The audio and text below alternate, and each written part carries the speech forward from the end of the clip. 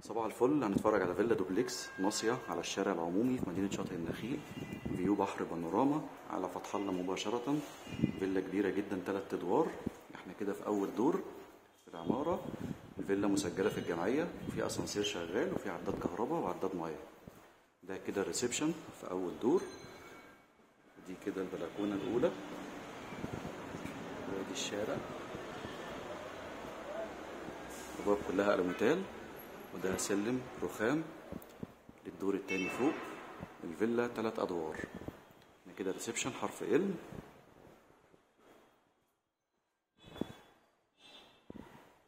هنا كده اول مطبخ.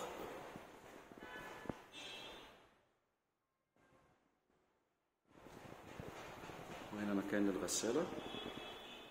دي كده اول غرفة نوم على الشارع.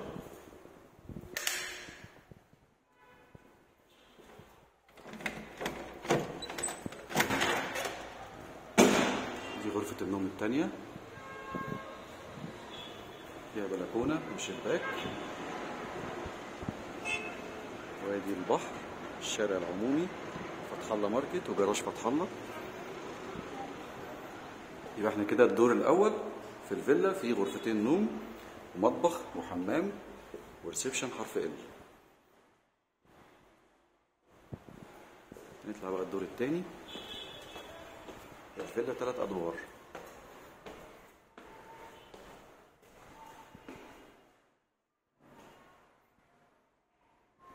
ده كده ريسبشن الدور التاني. هنا برضو بلكونة على الشارع ومتقفلة بالكامل ببرجولة خشب.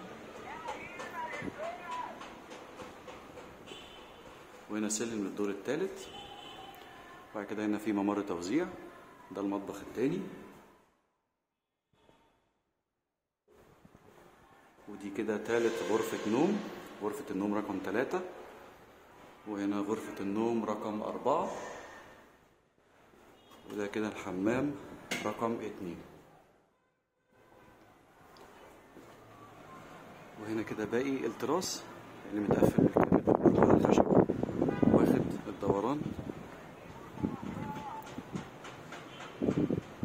واجهة بحري، البحر قدامنا اهو، كشف المدينة كلها. وادي الشارع وادي فتح الله.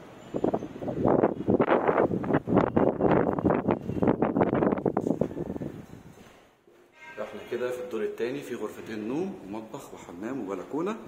يبقى كده الإجمالي 4 غرف نوم، 2 مطبخ، 2 حمام، 2 ريسبشن. ومعانا بقى ايه الروف فوق. هنا في شواية وفي قاعدة.